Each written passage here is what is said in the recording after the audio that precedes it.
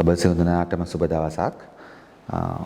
අප අද මෙම සාකච්ඡා පවත්වනු ලබන්නේ පාර්ලිමේන්තු කටයුතු පිළිබඳ කාරක සභාවේ රැස්වීම කරු කතානායකතුමාගේ සහ පක්ෂ සහ විපක්ෂ ඒ මූලික නියෝජ්‍යාංග සහභාගීත්වයෙන් අද දිනේදී පැවැත්වුණා. ඒ අනුව 2025 ඔක්තෝබර් 7 අඟහරුවාදා සිට 10 වෙනි සිකුරාදා දක්වා පාර්ලිමේන්තු සතියට අදාළ කරන වැඩසටහන තමයි අපි ඉදිරිපත් කිරීමට බලාපොරොත්තු වෙන්නේ.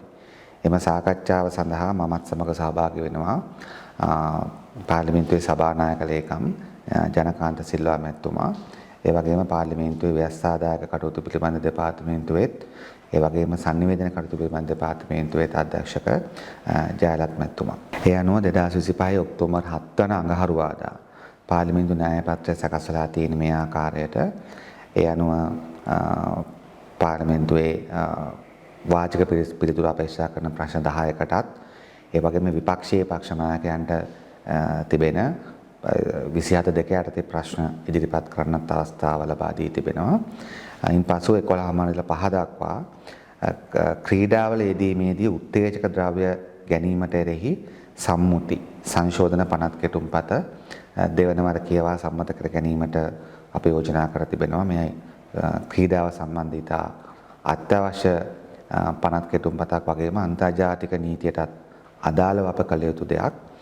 ඉන්පසුව පස්වරු 5:05 අතරදී සභාව කල්තබන අවස්ථාවේදී අසුන් ලබන ප්‍රශ්න වලට වෙන් කර තිබෙනවා. ඉන්පසුව 2025 ඔක්තෝබර් 8 වන බදාදා පාර්ලිමේන්තුවේ ගරු අගමැතිතුමියගෙන් මන්ත්‍රීතුමාලාට ප්‍රශ්න 4ක් ඇසීමට නියමිතව හැකියාව තිබෙනවා. ඒ අනුව ඒ සඳහා වෙන් කර තිබෙනවා. ඉන්පසුව වාචික පිළිතුරු අපේක්ෂා කරන ප්‍රශ්න සඳහා ප්‍රශ්න 5කට අවස්ථාව ලබා දී තිබෙනවා. ඉන්පසුව විපක්ෂයේ පක්ෂ නායකයන්ට 27 දෙක යටතේ ස්ථාවර නියෝග ප්‍රශ්න ඇසීමට හැකියාව තිබෙනවා.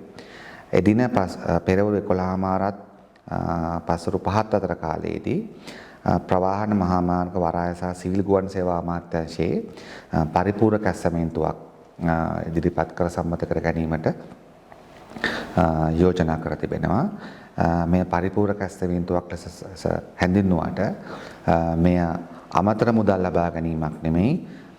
අමාත්‍යාංශයට අයවැයෙන් වෙන් කරලා ද මුදල්ම වෙනත් එම අමාත්‍යාංශ තුලම මාරු කර ගැනීම සඳහා ඉදිරිපත් කරනු ලබන පරිපූර්ණ කැස්සමෙන්තුවක්. ඒ සඳහා සම්පූර්ණ කැබිනට් අනුමැතිය ලැබී තිබෙනවා. ඒ වගේම එය පාර්ලිමේන්තු න්‍යාය පත්‍රයට හරියාකාරව ඇතුල් කරලා තමයි ඔක්තෝබර් 8 වෙනිදා විවාදයට ගන්න බලාපොරොත්තු වෙන්නේ. එදින පස්වරු 5:05 අතර සභාව කල්තබන අවස්ථාවේදී යෝජනාවක් සඳහා ආණ්ඩු පක්ෂයට වෙන් කර තිබෙනවා.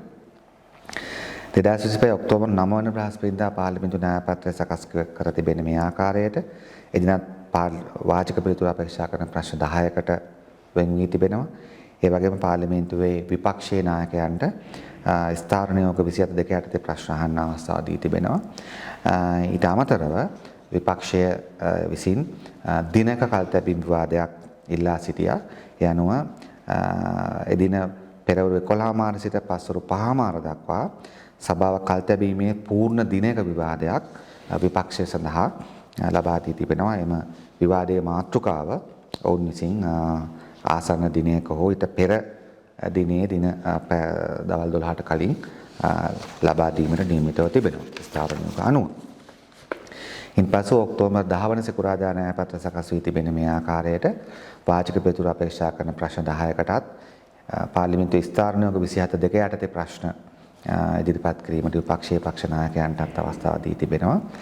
අපි එදින වෙන් කර තිබෙනවා පෞද්ගලික මන්ත්‍රීවරයන්ගේ යෝජනා. පෞද්ගලික මන්ත්‍රීවරුන් වශයෙන් මන්ත්‍රීවරු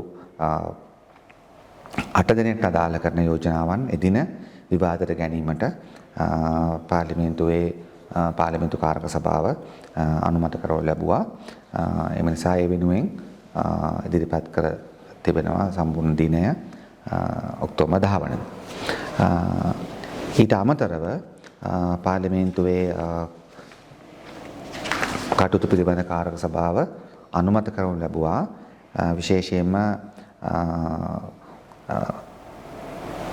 පාර්ලිමේන්තුවේ රාජ්‍ය ගිණුම් කාරක සභාවෙනුත්, ඒ වගේම පොදු ව්‍යාපාර කාරක සභාවෙනුත් ඉදිරිපත් කර තිබෙනවා ස්ථාවර නියෝග වෙනස් කිරීම සඳහා යෝජනා දෙකක්. එකක් ගරු අරවින්ද සෙනරත් මහතා පාර්ලිමේන්තු විස්තර නියෝග සංශෝධනය කිරීම පිළිබඳව එතුමා පාර්ලිමේන්තු ගිණුම්කාරක සභාවේ සභාපතිවරයා වශයෙන් සිටියේදී යෝජනා කළ ලද සංශෝධනයක්. ඒ අනුව පාර්ලිමේන්තු විස්තර නියෝග 119 4 පළවෙනි ඡේදයට ඉක්බිතිව මතු සඳහන් නව ඡේදය ඇතුළත් කිරීමට එනම් රජයේ ගිණුම් පිළිබඳ කාරක සභාවට ග්‍රහණාධිපතිවරයා විසින් ඉදිරිපත් කරනු ලබන වාර්තා පරීක්ෂා කිරීමේදී බරපතල මූල්‍ය වංචා හෝ දූෂණ ක්‍රියාවන් සිදු වී ඇති බවට කාරක සභාව නිගමනය කළහොත් ඒ සම්බන්ධයෙන් නීතිමය පියවර ගැනීම සඳහා එකී සිද්ධීන් ඍජුව අල්ලාසෝ දූෂණ චෝදනා විමර්ශන කොමිෂන් සභාවට හෝ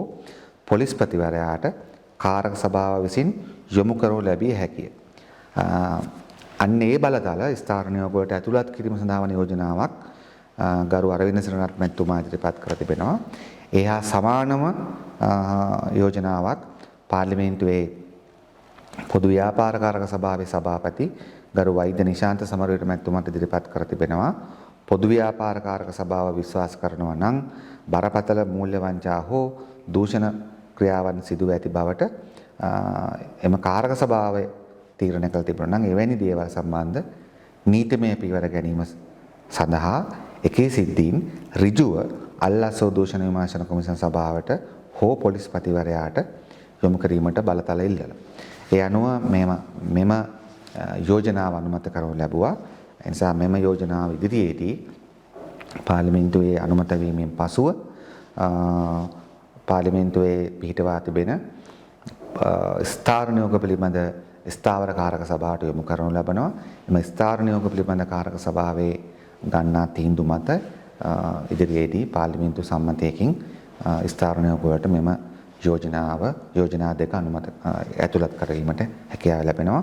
මේ අතරම පාර්ලිමේන්තුවේ දිගු කාලයක් තිස්සේ මෙම කාරක සභා දෙකේ සිටින ලද මෙම අවස්ථාව පමණක් කලින් හිටපු කමිටු සමාජිකයන් පවා ඉල්ලා සිටින ලද වැදගත් ස්ථාවර නියෝග සංශෝධනයක් අපි ඒ නිසා අදයට අනුමැතිය ලබා දුන්නා පාර්ලිමේන්තු පිළිබඳ කාරක සභාව.